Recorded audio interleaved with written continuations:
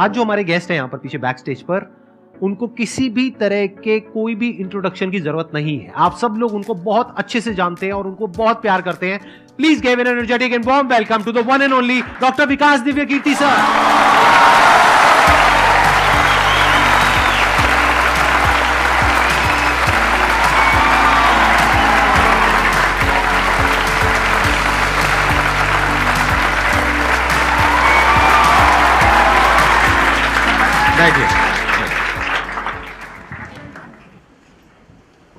मैं सबसे पहले आपको धन्यवाद देना चाहता हूँ धन्यवाद आपका आने के लिए। Thank you so much. क्योंकि जब से मैंने सीरीज शुरू करी है तब से हमारे कमेंट सेक्शन में कोई भी एक भी ऐसा वीडियो नहीं है जहां पर आपका नाम ना लिखा हो।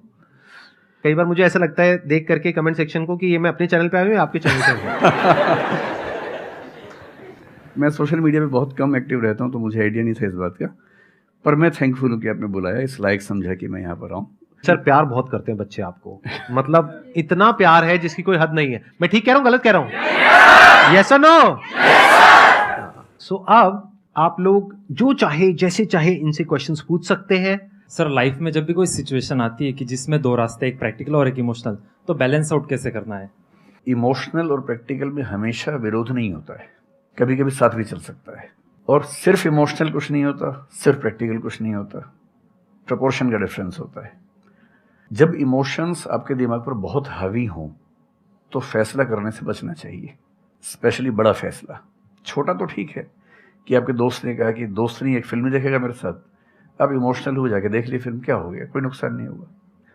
पर कोई ये कहे कि तो मुझसे प्यार नहीं करते, शादी नहीं कर सकते मुझसे और अब मैं शादी कर लूं, ये ठीक नहीं है।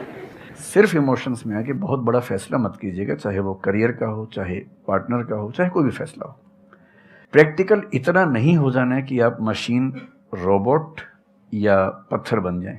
क्योंकि आप कितने भी सक्सेसफुल हो, यदि आप इमोशनली सक्सेसफुल नहीं है, इमोशनली स्टेबल नहीं है, इमोशनली वेलबींग के स्टेट में नहीं है, तो आपकी सक्सेस किसी काम की नहीं है, एकदम मीनिंगलेस है। So the success in totality needs emotional happiness, emotional stability as well. इसलिए इमोशंस को खारिज करके जिएंगे तो शायद कुछ अचीवमेंट्स बड़ी हो जाएं, पर वो किसी काम की नहीं है। केवल इमोशंस पे चलेंगे तो हो सकता है कि अचीवमेंट जिंदगी में ज्यादा हो ना पाए। तो बैलेंस की बात है। और सबसे अच्छा तरीका है, जब बहुत इमोशंस हो, इंटेंसिटी बहुत ज्यादा हो, सिर्फ एक तरीका मैं जो अपनाता हूं, उस क्षण में फैसला नहीं करना है। कुछ भी हो, कोई कितना भी प्रेशराइज करे, सिर्फ इतना बोलिए कि मैं 24 घंटे बाद बताऊंगा आपको, थोड़ा सोचूंगा इस बारे में। और यदि आपने उस मोमेंट से खुद को बाहर निकाल लिया तो फिर आप डिटैच होकर देख पाएंगे और थोड़ा सा प्रैक्टिकल एलिमेंट भी रहे, इमोशनल एलिमेंट भी रहे, वो फैसले सबसे अच्छे रहेंगे लाइफ के लिए। मैं आपको एग्जांपल से बात समझाता हूँ। ऐसे लोग जो तैयारी कर रहे थे, अफेयर में थे, एक का सिलेक्शन हो गया, अब उसके सामने क्राइसिस ये है, स्पेशली किसी लड़की का हो गया, लड़के का नहीं हुआ। अब हमारी सोसाइटी में ना, लड़की ऊंचे पद पे हो, लड़का ना सफल हुआ हो तो बड़ा मुश्किल है सोसाइटी में, उनको शायद दिक्कत नहीं है। अब वो लड़की प्रैक्टिकल नहीं है कि मैं तुमसे शादी करूं, ये कह के अगर हट जाती है और शादी करती है किसी ऐसे व्यक्ति से जो बहुत सफल है। I know many such people personally, मैं नाम नहीं बोल सकता किसी का। मैंने जनरली पाया है कि वो लोग लाइफ में बहुत फ्रस्ट्रेशन में रहे बाद में, क्योंकि सफलता के नाम पर, प्रैक्टिकल होने के नाम पे ऐसे व्यक्ति को चुना जिसके साथ वो रह नहीं सकते ठीक से। और मैं ऐसे कई लोगों को जानता हूं जो आईएएस बने, IPS बने, जिनको करोड़ों रुपए के दहेज के ऑफर्स आए, साफ ठुकरा के कहा कि मैं जिंदगी एक ही व्यक्ति के साथ गुजार सकता हूं जो मेरे साथ है, और हैं, बहुत खुश हैं। अब कोई कह सकता है उनके परिवार में कि इसने प्रैक्टिकल फैसला नहीं किया, इमोशनल फैसला किया, पर अल्टीमेटली किसी चीज की वैल्यू क्या है? आपकी लाइफ बेहतर हो। यूट्यूब पे जिसके 1 लाख भी सब्सक्राइबर्स होते हैं वो मोनेटाइज करता है, 1 लाख क्या जब मिनिमम हो सकता है, खूब पैसा कमाते हैं, ब्रांड प्रमोशन करते हैं, साबुन तेल बेचते हैं बीच बीच में। आपका चैनल तो शायद देश में सबसे बड़ा चैनल है, आप चाहें तो कितना नहीं कमा लेंगे। मुझे कुछ दिन पहले एक एजेंसी के लोग मिले जिन्होंने बताया कि इनकी जैसी ख्याति है उस लेवल पर महीने में कोई 5-10 करोड़ भी कमाना चाहे तो कमा सकता है आराम से इस यूट्यूब चैनल से।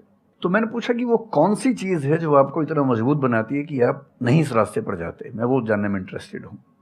तो 10 मिनट की बात के बाद मैं समझ में आ गया, क्योंकि अल्टीमेटली अगर मैं अपनी वैल्यू के खिलाफ चला गया तो खुश कैसे हो जाऊंगा? पैसा मुझे कैसे खुशी देगा जब मैं ही नहीं रहा, तो खुशी किस बात की? इसलिए इतना प्रैक्टिकल मत होना कि अपनी माँ के, पिता के, भाई बहन, दोस्त, जो प्रेमी प्रेमिका है, उनके इमोशंस के साथ खेलने लगो। इतना प्रैक्टिकल कभी मत होना, इतना इमोशनल मत होना कोई आपको बेवकूफ़ बना सके, बात बात पर बेवकूफ़ बनाता रहे। और बैलेंस जिंदगी जो है ना, वो मध्य मार्ग में है, जिंदगी एक्सट्रीम पे नहीं है, मध्य में है। तो प्रैक्टिकल और इमोशन का बैलेंस रखिए, लाइफ बढ़िया होगी।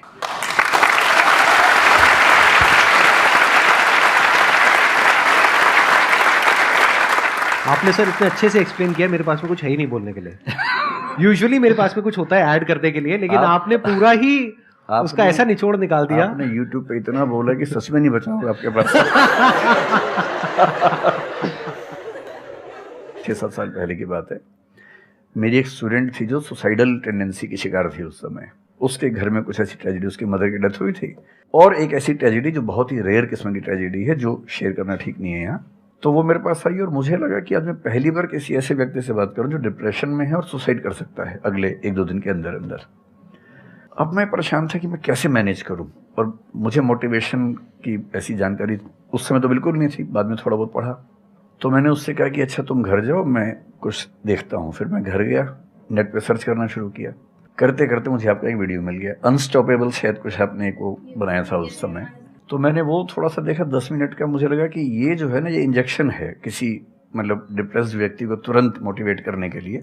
तो मुझे ध्यान है कि मैंने उसको वीडियो का लिंक भेजा। मैंने कहा देखो, जिंदगी अपने रास्ते पे चलेगी, ठीक हो जाएगी।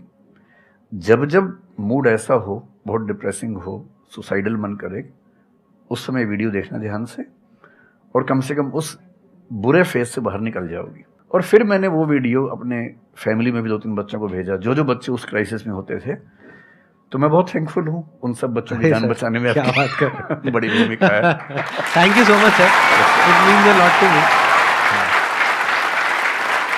ये तो आपने बहुत बड़ी बात कह दी सर, मेरे लिए बहुत बड़ी बात है। नहीं, कई बच्चों की जान बचाई होगी आपने जरूर। जो वो एक मोमेंट होता है, उस मोमेंट में कोई बचा ले तो लोग बच जाते हैं, वो मोमेंट क्रॉस हो जाए तो फिर चीजें बिगड़ जाती हैं। हेलो सर, नमस्ते। नमस्ते सर, बोथ ऑफ यू, मैं हमेशा से आप दोनों की बहुत फैन रही हूँ। मुझे बस ऐसा लग रहा है कि मैं सपना देख रही हूँ, मेरे लिए रियलिटी नहीं है। मुझे बस आपसे ये जानना, मैं हर मतलब एवरी डे 8 से 10 आवर में पढ़ाई करती हूँ, बट मुझे कभी कभी बहुत डिमोटिवेशन आ जाता है कि होगा नहीं होगा, क्या होगा पता नहीं।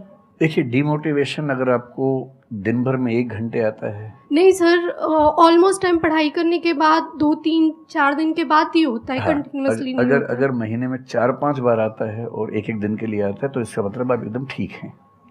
अगर कोई व्यक्ति आपको ये कहे कि मुझे डिमोटिवेशन कभी नहीं होता, तो उसको इलाज की जरूरत है।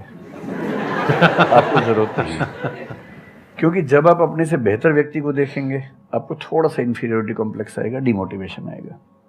जब आप अपने से कमज़ोर को देखेंगे, आपको सुपीरियरिटी कॉम्प्लेक्स आएगा, थोड़ा सा मोटिवेशन ज़्यादा हो जाएगा। जिस दिन टारगेट पूरा हो जाएगा, मोटिवेशन आ जाएगा। जिस दिन टारगेट पूरा नहीं होगा, डिमोटिवेशन आएगा। जिस दिन टेस्ट में आपके मार्क्स अच्छे आएंगे, आप मोटिवेशन के साथ लौटेंगे। जिस दिन खराब आएंगे, डिमोटिवेशन होगा। लेकिन ध्यान रखिए, जिस दिन आप मोटिवेटेड हैं, उस दिन आप वजह बन गए कईयों के डिमोटिवेशन की। लगातार मोटिवेटेड होना एक मेंटल इलनेस की निशानी है, और लगातार डीमोटिवेटेड होना डिप्रेशन की निशानी है। इन दोनों से बचना है। तो डीमोटिवेशन की बहुत हाइप है, इतनी हाइप की ज़रूरत नहीं है। थोड़ा बहुत हो, एंजॉय कीजिए उसको। और जब जब लगे कि ज़िंदगी बहुत ख़राब चल रही है, तो मैं जो करता हूँ, अजीब सा लगेगा आपको, मैं कभी कभी शमशान घाट चला जाता हूँ। सच कह रहा हूँ, ये सुनी है आपने वीडियोस में भी कहा है। सच में चला जाता हूँ, या ट्रॉमा सेंटर चला जाता हूँ देखने के लिए। ट्रॉमा सेंटर में जाके 1 घंटा बैठ के आ जाइए, मोटिवेशन आ जाएगा। और शमशान घाट में जाके देख लीजिए कि हम जैसे हमसे कम उम्र के लोग वहाँ जल रहे होते हैं, तो लगता है हम जिंदा तो हैं। अगर मैं थोड़ा सा कॉग्निटिव लेवल पर बात करूँ, एक बहुत बड़ा साइकोलॉजिस्ट हुआ, उसका नाम है ब्रेंटानो, कभी सर्च कीजिएगा उसको। ब्रेंटानो ने ह्यूमन कॉन्शियसनेस को स्टडी किया, और उसने ये बताया कि ह्यूमन कॉन्शियसनेस की बेसिक नेचर है कि जो हमारे पास है वो हमें नज़र नहीं आता, जो नहीं है वो नज़र आता है। तो the consciousness of lacking something is the nature of human consciousness. इसलिए इसी बात को एक शेर में, बहुत प्रसिद्ध शेर में कहा गया है, दुनिया जिसे कहते हैं जादू का खिलौना है, मिल गया सो मिट्टी है, नहीं मिला वो सोना है।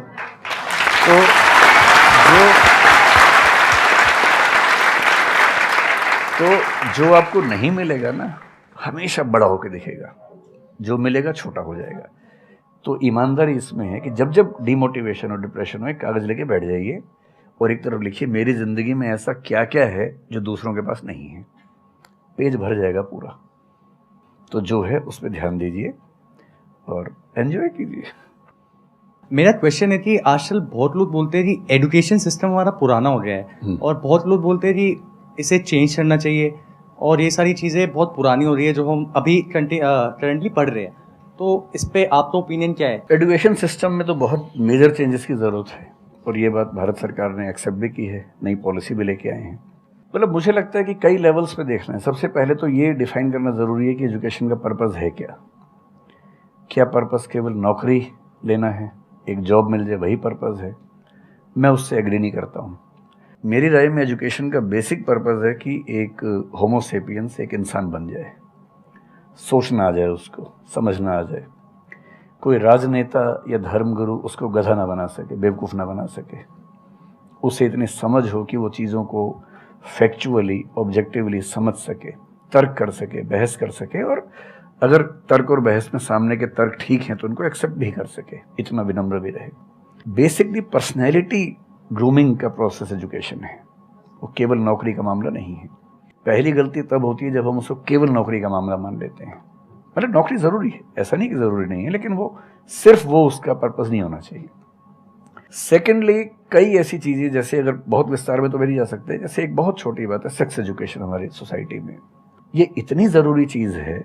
स्कूल में जो एडोलेसेंस की एज के लोग हैं, 12, 13, 14 की एज के लोग हैं, उनको वो सब चीज़ें बताएं ताकि गलत सोर्सेज से इन्फॉर्मेशन ना मिले, कोई गलती ना कर बैठें। हेल्थ एजुकेशन के रूप में हो, उनको सारी चीज़ें पता हों, ठीक हाथों से पता हो, ठीक तरीके से पता हो। फिर मेरा ख्याल है कि जैसे IITs में अब तो होने लगा है, पहले क्या था कि हम टेक्नोलॉजी सेंट्रिक एजुकेशन पर ज़्यादा फोकस करते थे कि आपने मशीन को समझ लिया, तकनीक को समझ लिया, हो गया, इंसान को नहीं समझा। टेक्नोलॉजी पढ़ने वाले लोग समाज और इंसान से एकदम कटे हुए थे। अब तो ह्यूमैनिटीज़ के कुछ सब्जेक्ट्स पढ़ाने की परंपरा शुरू हो गई है। एक होलिस्टिक एजुकेशन हो। ह्यूमैनिटीज़ वाला बच्चा केवल हिस्ट्री, पॉलिटिकल साइंस, सोशियोलॉजी पढ़ता है, उसको कोडिंग का सी भी नहीं आता, टेक्नोलॉजी बिल्कुल नहीं आती उसको MS एक्सेल भी नहीं पता क्या होता है। टेक्नोलॉजी वाला सिर्फ टेक्नोलॉजी पढ़ता है, वो ह्यूमन ब्रेन को नहीं पढ़ना चाह रहा, सोसाइटी को नहीं पढ़ना चाह रहा।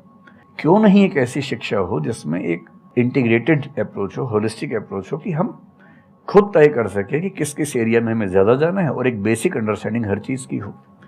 तो बेसिक 3 फार्मूले माने जाते हैं। एक यूनिवर्सलाइजेशन ऑफ प्राइमरी एजुकेशन है कि 10वीं क्लास तक की शिक्षा हर बच्चे को मिले, ठीक से मिले। वोकेशनलाइजेशन ऑफ सेकेंडरी एजुकेशन, यानी 11वीं 12वीं की पढ़ाई का पर्पज़ है कि बच्चा ये समझ पाए कि उसको ज़िंदगी में आगे कहाँ जाना है। और फिर जो हायर एजुकेशन है वो सबको करने की ज़रूरत नहीं होनी चाहिए, वो शौक पूरा करने के लिए नहीं है, वो शादी का वेटिंग रूम नहीं है, वो उसके लिए है जिसको सच में आगे पढ़ना है, वो उतना पढ़े, सब्जेक्ट चूज़ करे और फिर उसमें गहराई से रिसर्च करे ताकि डेवलपमेंट के रास्ते पर अब बढ़ें। हम एजुकेशन के मामले में बहुत बुरी स्थिति में हैं। मैं तो जिस उम्र में हूँ, मेरा अब तो पर्पज़ भी ये बन गया है कि अब मैं उसी पे कुछ काम करूं। एक यूनिवर्सिटी शुरू करने की योजना मेरे मन में है, इनसे मैंने शेयर भी किया था। और मैं जिस तरह का विश्वविद्यालय सोचता हूं वो नौकरी देने के पीछे पागल नहीं होगा, वो होमो सेपियंस को कायदे का इंसान बनाने की कोशिश करेगा। नौकरी तो उसका एक पार्ट है।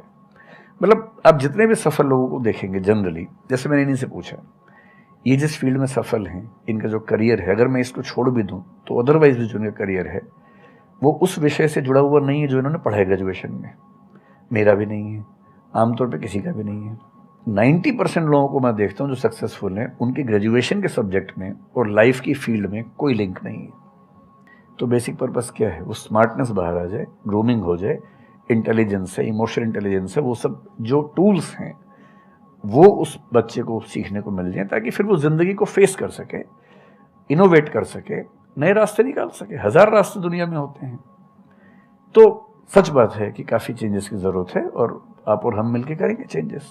एजुकेशन वाइज अगर देखा जाए तो मैंने बहुत ज़्यादा कुछ नहीं किया है अपनी लाइफ में, बट मेरे स्टैंड पॉइंट से अगर आप देखोगे कि एजुकेशन क्या है, तो एजुकेशन का सबसे बड़ा गोल ये है कि एक इंसान का दिमाग खुले, बजाय कि उसका दिमाग इतना नैरो डाउन हो जाए कि उसको लगे कि बस यही अगर हो गया तो सक्सेस है, ये नहीं हुआ तो फेलियर है।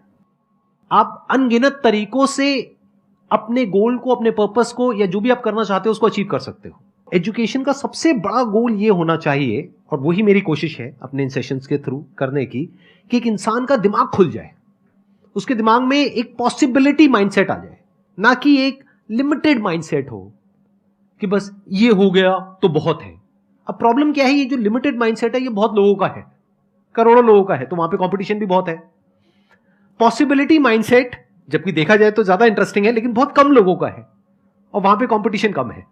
और पॉसिबिलिटी माइंडसेट क्या होता है कि कोई भी काम अगर मैं कर रहा हूं, अगर वो नहीं हुआ तो इसका मतलब ये नहीं है कि मैं फेल हो गया, इसका मतलब ये है कि मैं क्रैक नहीं कर पाया। There has to be a way. ये एजुकेशन काम अगर कर दे तो रियल एजुकेशन हो गई हमारी। मतलब एक इंसान को, हाँ सॉरी, थॉमस एडिसन बल्ब के आविष्कार में लगा हुआ था, हाँ जी, 1000 बार फेल हुआ। तो किसी ने उससे पूछा कि यार तुम बार बार करते होता तो है नहीं तुमसे, क्यों कर रहे हो? तो उसने पता है क्या कहा, हर फेलियर के बाद मैं ये जानता हूं कि बल्ब इस तरीके से भी नहीं बन सकता, और अब मैं 1000 तरीके जानता हूं कि इन तरीकों से नहीं बनेगा, और उसके बाद वो तरीका ईजाद हुआ जिससे बना। एजुकेशन से एक इंसान का दिमाग इतना खुल जाए कि सबसे पहली चीज तो उसको ये समझ आए कि मैं कुछ भी नहीं जानता हूं। हाँ, एकदम ठीक बात है। एजुकेशन मस्ट बी सच कि वो लाइफ लॉन्ग आपका एक क्वेश्चनिंग माइंड बना ही रहे, कि आप कहीं भी हो, कुछ भी कर रहे हो, आपके दिमाग में क्वेश्चंस चले, questions related to the problems. जो भी आप काम कर रहे हो वो क्या है, अल्टीमेटली प्रॉब्लम सॉल्विंग है, तभी उस काम में वैल्यू है। अगर किसी की कोई प्रॉब्लम ही नहीं सॉल्व कर रहे हो तो उसमें वैल्यू कहां ऐड हो रही है, और वैल्यू नहीं ऐड होगी तो आपको पैसा कैसे मिलेगा, फिर चाहे जॉब हो चाहे बिजनेस हो। सो द आइडिया इज कि आपका दिमाग ये चलना चाहिए, अच्छा ये प्रॉब्लम है ना, पहले तो मुझे नहीं पता है कि इसको सॉल्व कैसे करना है, क्योंकि अगर आपको पहले से ही पता है तो आपको वही पता है जिस तरह से वो प्रॉब्लम सॉल्व होती आई है। That may not be relevant in today's context, but still आप उसको उसी तरह से सॉल्व करोगे जिस तरह से सब कर रहे हैं। वहां पर कंपटीशन है, फिर आप कहोगे कि कुछ हो नहीं रहा है। सो द आइडिया इज कि पहले तो ये प्रॉब्लम है जो मुझे अच्छे से समझ आई, मैंने इस पे फोकस किया, अब इसको सॉल्व करने के इन्फिनिट तरीके हैं, एक रास्ता नहीं है, बहुत सारे रास्ते हैं, मुझे पता नहीं है। This is the goal of education, कि मुझे नहीं पता है लेकिन पता किया जा सकता है। This is another goal of education. उसमें से कुछ तरीके काम करते हैं, कुछ नहीं करते हैं, यह भी हमको क्लियरली पता होना चाहिए। मतलब your personality must be dynamic, it must not be static. जैसे मैंने देखा है बहुत लोगों को जो मुझे मिलते हैं, कुछ लोग हैं उसमें से जो, जैसे मैं सर से मिला अभी ऑफ कैमरा, हम लोग बैठे हुए थे, डिस्कशन कर रहे थे, तो it was a great experience sir, आपके साथ में बैठ करके जिस तरह से, जिस ठहराव से सर बात कर रहे थे, जिस तरह से चीजों को सुन रहे थे, समझ रहे थे, और मैं क्वेश्चंस पूछ रहा था, ये मेरे से क्वेश्चंस पूछ रहे थे, तो there was a conversation which was going on.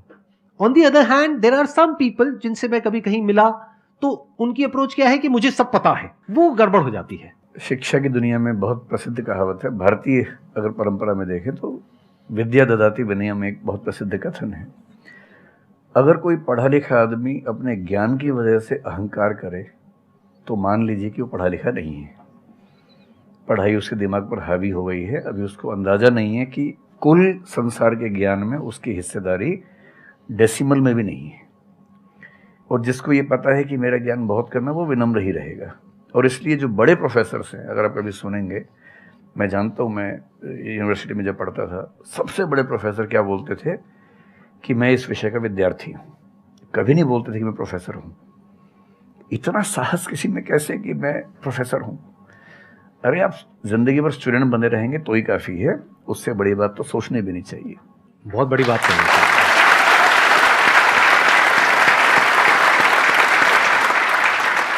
मतलब कि एजुकेशन का गोल आपको प्रोफेसर बनाना नहीं है, आपको स्टूडेंट बनाना है। अगर सर की बात को आगे एक्सटेंड किया जाए, एकदम सही बात। एक लाइफ लॉन्ग स्टूडेंट, कि आप सीखते चले जा रहे हो, सबसे, जिससे मिल रहे हो, लोगों से सीख रहे हो, सिचुएशन से सीख रहे हो, अपनी लाइफ के अच्छे एक्सपीरियंसेस से सीख रहे हो, बुरे से सीख रहे हो। जैसे मैंने देखा है, जब भी यहाँ पे कोई क्वेश्चंस पूछते हैं ना, सबके क्वेश्चंस एक ही होते हैं, सर सक्सेसफुल कैसे हो। कभी मैंने आज तक ये क्वेश्चन नहीं सुना किसी का भी जो इससे बड़ा क्वेश्चन है, जो आप रिलेट कर जाएंगे कि सर सक्सेस हमारा दिमाग खराब किस तरीके से करती है, या सक्सेस का क्या माइनस पॉइंट है। सही बात। सक्सेसफुल होने से बड़ा है मीनिंगफुल होना, सार्थक होना। सफल होना छोटी बात है, सार्थक होना ज्यादा बड़ी बात है। सर मेरा क्वेश्चन ये है कि लाइफ में बहुत सारे सर्कमस्टांसेस आते हैं जहाँ पे मतलब हमें ये लगता है, बहुत सारे निगेटिव थॉट्स आते हैं कि मतलब आगे कैसे बढ़ें, how to get rid of fear of failure. Sir कैसे हम इसको हैंडल करें, अगर हम कोई किसी चीज़ को शुरू करना चाहते हैं सर, तो हमारे दिमाग में बहुत सारे निगेटिव थॉट्स चलते रहते हैं, हो पाएगा नहीं हो पाएगा, बहुत तरह के नेगेटिव क्वेश्चंस आते रहते हैं सर, तो इसको कैसे हैंडल करना है सर इस सिचुएशन को? फियर ऑफ फेलियर थोड़ा सा ठीक भी है जी। ये हमें रोकता है उन दिशाओं में जाने से जहाँ हमें जाना भी नहीं चाहिए। जैसे मान लीजिए मैं सोचूं कि मैं फुटबॉल प्लेयर बन जाऊं, मुझे पता है कि नहीं बन पाऊंगा, मेरी फिटनेस वैसी नहीं है, तो मुझे ये फियर रोक लेगा, ठीक बात है ना। ये ज़रूरी नहीं है कि आप दुनिया में हर चीज़ के लिए ठीक हो। हर किसी का एक पैकेज है, हर किसी का जो एट्रीब्यूट्स हैं या वर्च्यूज़ हैं उन सब का एक पैकेज है। We can be good at few things, we can be best at maybe one thing, we cannot be best at everything।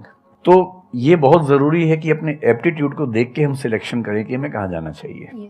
ठीक है, अगर सिलेक्शन कर लिया है तो फिर फियर ऑफ फेलियर होने की वजह ये है कि या तो आप जो कंपटीशन है उस पर ज़्यादा फोकस कर रहे हैं, अपनी स्ट्रेंथ पे कम फोकस कर रहे हैं।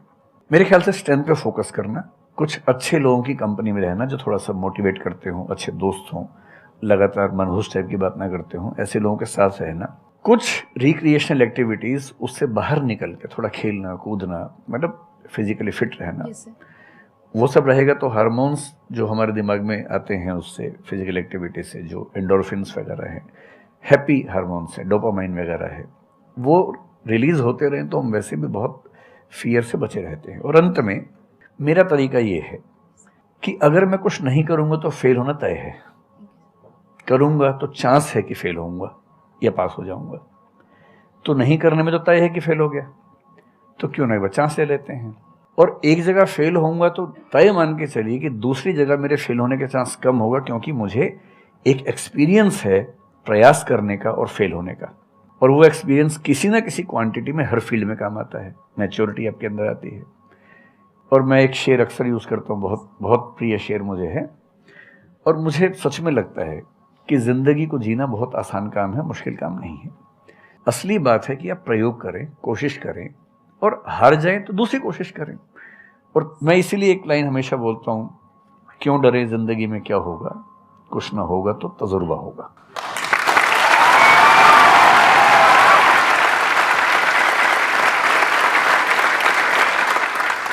मुझे भी सर के जैसे मोटिवेशनल स्पीकर बनना है सर, पर मैं ये सोचती हूँ कि अगर मैं वीडियो बनाऊँगी, कंटेंट बनाऊँगी, तो संदीप सर को छोड़ के या फिर बहुत बड़े बड़े मोटिवेशनल स्पीकर्स हैं उनको छोड़ के मुझे देखेगा कौन। मतलब ये मेरे अंदर थॉट्स आते हैं कि अभी मेरा मतलब मैं 19 ईयर की हूँ, तो मैं जब वीडियो कंटेंट बनाऊँगी तो मैं कुछ, मुझे ऐसा मतलब मेरे अंदर ये थॉट है कि मैं कोई बड़ा आदमी नहीं हूँ या फिर कुछ बड़ा नहीं हूँ, तो मैं ये वीडियो कैसे डाल सकती हूँ, लोग क्या सोचेंगे कि मतलब तू ये तो खुद कुछ नहीं है और लोगों को मोटिवेट कर रहा है, ऐसा मेरे अंदर थॉट आता है। पहले या तो कुछ कर लीजिए ज़िंदगी में, उसके बाद मोटिवेट कर लीजिए। और नहीं तो मोटिवेशन एक पूरी साइंस है, साइकोलॉजी से जुड़ी साइंस है, उसको ठीक से पढ़ के रिसर्च करके उससे बात कीजिए। शुरू में तो जब इन्होंने भी शुरू किया होगा, कहाँ शुरू में लोग जानते होंगे, बड़ी लंबी स्ट्रगल होती है, किसी भी फील्ड में इतनी लंबी स्ट्रगल है। देखिए जो आदमी सफल है ना, आप ये जो हमारा वर्तमान है ये ऐसे ही नहीं बन गया है। हर सफल आदमी का एक बहुत लंबा अतीत होता है जिस पर नज़र किसी की नहीं होती है। और बशीर बद्र ने एक बड़ी गहरी बात कही थी, ये फूल मुझे कोई विरासत में मिले हैं, तुमने मेरा कांटों भरा बिस्तर नहीं देखा।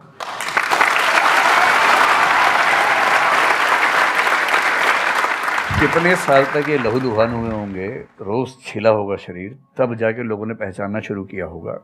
लगातार काम करने से, जिसको कंसिस्टेंसी कहते हैं, परसिवियरेंस कहते हैं, बात बनती है, आपकी भी बनेगी। मैं तो कई ऐसे लोगों को जानता हूँ जिन्होंने एकदम स्क्रैच से शुरू किया और उसके बाद वो टॉप पे पहुंचे। आपने अपने क्वेश्चन में दो बातें टच करी, एक कि आपको मोटिवेशनल स्पीकर बनना है, एक है कि फियर ऑफ फेलियर है। एक तो ये फियर ऑफ फेलियर को हटाइए, अगर आपको मोटिवेशनल स्पीकर बनना है तो अपने माइंडसेट को रखिए एक्सपेरिमेंटल माइंडसेट। आप ये समझिए life is like an experiment. एक साइंटिस्ट का माइंड कैसा होता है, वो ये थोड़ी ना सोचता है कि मैंने ये एक्सपेरिमेंट किया, ये फेल हो गया तो क्या होगा। उसको पता है failure is the part of success. जब तक 20-30 बार, 50 बार, 100 बार कोई एक्सपेरिमेंट फेल नहीं हुआ, इसका मतलब वो कुछ नया ट्राई नहीं कर रहा, इसका मतलब वो तो रिपीट कर रहा है। जैसे स्कूल में बच्चे करते हैं लेबोरेटरी में कि बुक में देखा बस उसको कॉपी किया, तो दोनों में फर्क हो गया ना। एक है कुछ नया डिस्कवर करना, कुछ नया क्रिएट करना, एक है जो क्रिएट हो चुका है उसको रिपीट करना। तो you are talking about becoming a motivational speaker. तो अगर आप मेरे जैसे बनेंगे तो कोई क्यों देखेगा आपको? आपको तो अपने जैसा बनना पड़ेगा ना। तो अब उसमें क्या करना पड़ेगा? अब आपको क्या पता कि आपके अंदर ऐसा क्या है जिसको लोग देखना चाहें? उसके लिए तो एक्सपेरिमेंट करना पड़ेगा, ट्राई करना पड़ेगा। एक तरह से आप वीडियो बना के डालोगे, कोई नहीं देखेगा। दूसरी तरह से बना के डालोगे, कोई नहीं देखेगा। फिर तीसरी तरह से, फिर चौथी तरह से। हो सकता है 6 महीने बाद, 1 साल बाद, 2 साल बाद जा करके कहीं थोड़ा सा कुछ ऐसा क्लिक हो जाए जो हो सकता है आपको लग रहा था कि शायद ये नहीं होगा और वो क्लिक हो जाए। बट ये सब होता उसी के साथ में जो कुछ कर रहा होता है, जो कुछ ट्राई करता है। जैसे ट्राई करोगे तो हो सकता है हो जाए, नहीं करोगे तो पक्का है नहीं होगा, जैसा भी सर ने थोड़ी देर पहले कहा था।